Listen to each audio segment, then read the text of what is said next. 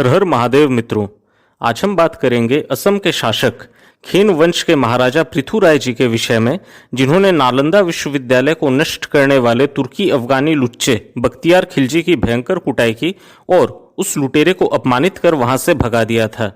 असम को रामायण एवं महाभारत जैसे धर्म ग्रंथों में प्राग ज्योतिषपुर नाम से संबोधित किया गया है, क्योंकि वो स्थान अपने ज्योतिष शास्त्र के लिए अत्यंत प्रख्यात था। कालांतर में ये प्रदेश मां कामरूप कामाख्या के नाम पर कामरूप के नाम से जाना गया एवं सर्वप्रथम गुप्त वंश के परमवीर सम्राट समुद्रगुप्त जी के प्रयाग प्रशस्ति, जिसे सन 370 ईस्वी में उनके राजसभा के कवि हरिसेन जी ने रचित किया था, उसमें असम के लिए कामरूप शब्द का उल्लेख हमें देखने को मिलता है। अंततोगत्वा अहोम शासकों के कारण ये प्रदेश असम बन गया। पृथुराय जी सन 1185 ईस्वी में इसी कामरूप प्रदेश के राजा बनते हैं। इनको जल्पेश्वर नाम से भी जाना जाता था।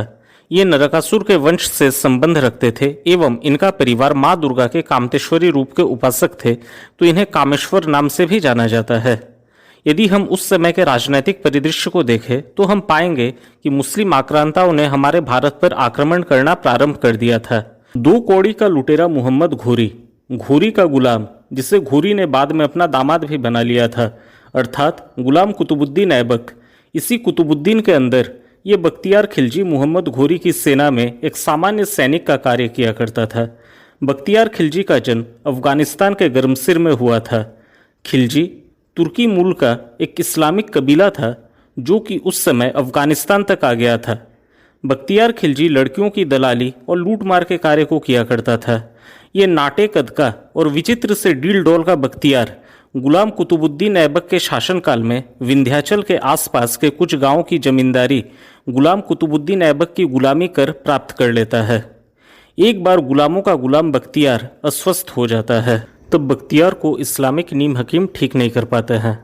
प्रारंभ में ये लड़कियों का दलाल बख्तियार, जो कि 2 कौड़ी के लुटेरे महमूद घोरी के गुलाम कुतुबुद्दीन का गुलाम था, वो बोला कि मैं काफिर से उपचार नहीं करवाऊंगा, परंतु अस्वस्थ अवस्था में ये बख्तियार पलटी मार जाता है और काफिर से इस्लामिक उपचार करवाने की बात सोचता है।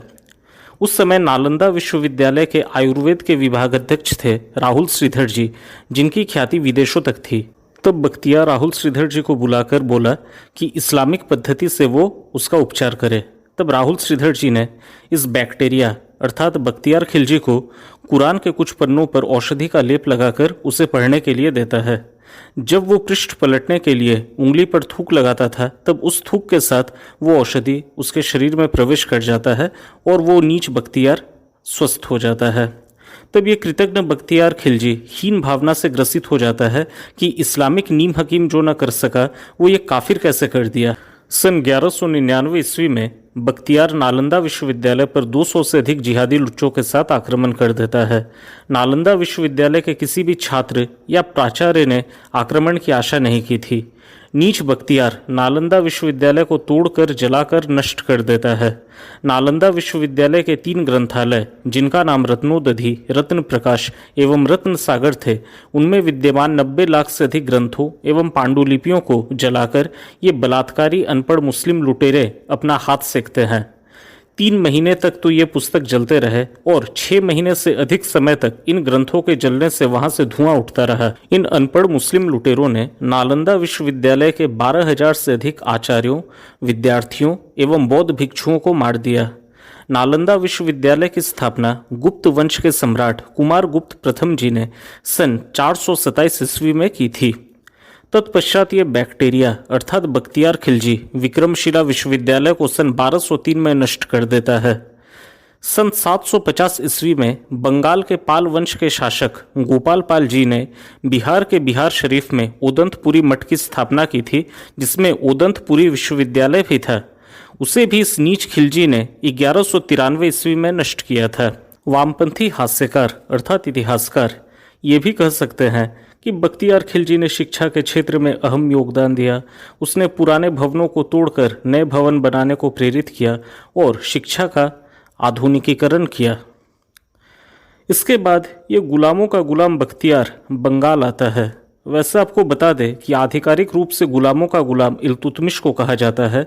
ये कापुरुष लुटेरा इल्तुतमिश 1234 से 1235 के मध्य उज्जैन पर आक्रमण करके महाकाल मंदिर को क्षत विक्षत किया था।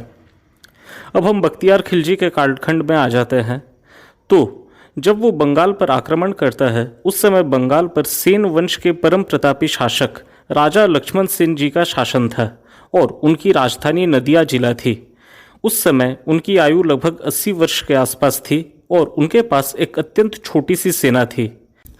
मिन्हाज उस सिराज, जो कि गुलाम वंश के नसीरुद्दीन महमूद के सभा का एक चाटुकार इतिहासकार था, वो अपनी पुस्तक तवाक़ते नसीरी में बंगाल में बख्तियार खिलजी के अभियान पर लिखता है।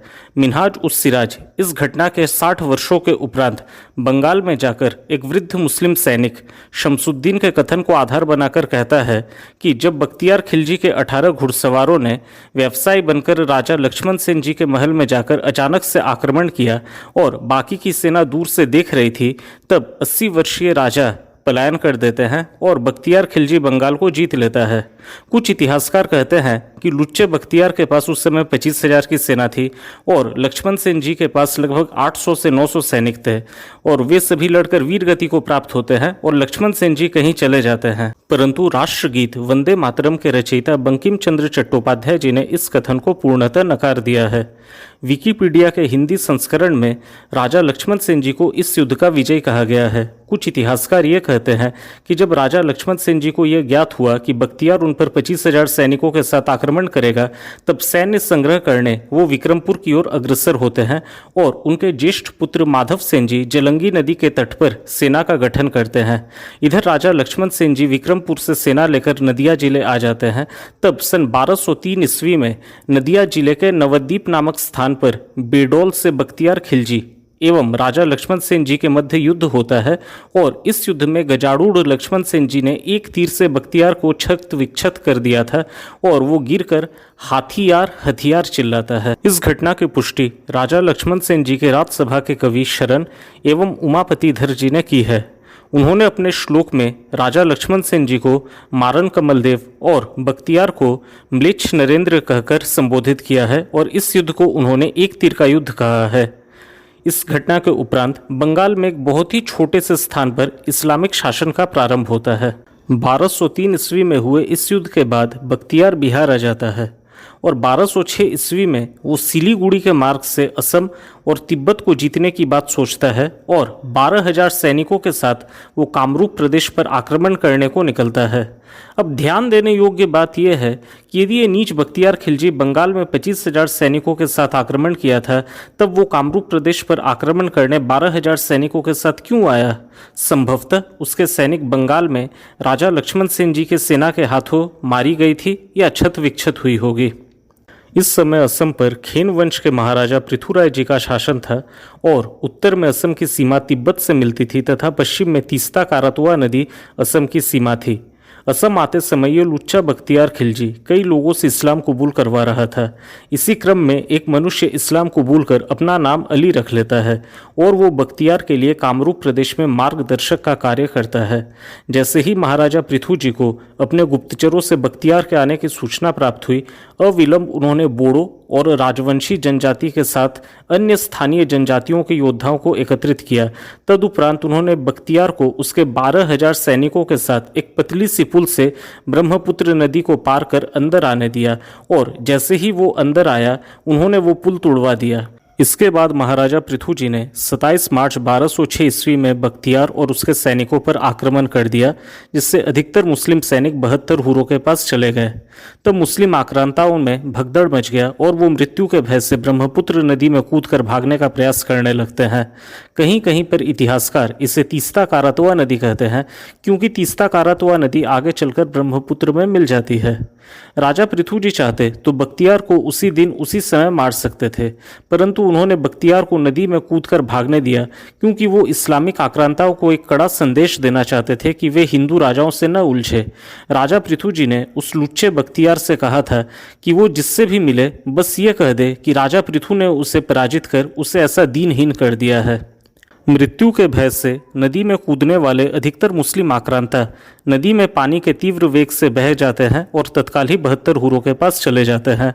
तब धर्म को त्याग कर मजहब को अपनाने वाला अली बख्तियार को सहयोग करता है और बख्तियार लगभग 100 सैनिकों के साथ जीवित होकर नदी के उस पार पश्चिम बंगाल के दक्षिण दिनाजपुर के देवकोट नामक स्थान पर पहुंचता है। सोचिए, 12,000 में से 11,900 आक्रांता 72 हुरों के पास चले गए थे और इक्के दुक्के जो रह गए थे वो महाराजा पृथु से क्षमा मांग लेते हैं और महाराजा पृथु उन्हें छोड़ भी देते हैं।